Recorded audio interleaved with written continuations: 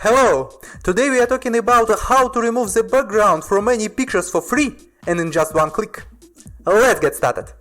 Go to backgroundcut.co. This is a very simple AI-based web service to remove the background from your photos. Background Cut is my favorite online photo editor because it is very easy to use and you don't need to install any applications on your phone or PC. Moreover, this tool has good reviews on Product Hunt, currently 4.5 stars out of 5. Background Cut has a patent-free version. As I indicated in the title of the video, we will be using the free version. At the moment, the maximum resolution is limited to 0.25 megapixels in the free version, and I will show that it is a very acceptable quality for most cases. Okay, I take my own photo, upload to the background remover, and voila! I get new photo without background. Now download and check the quality. As you can see, everything is good. Link to the background cut in the description below. Thank you for watching this video. Good luck!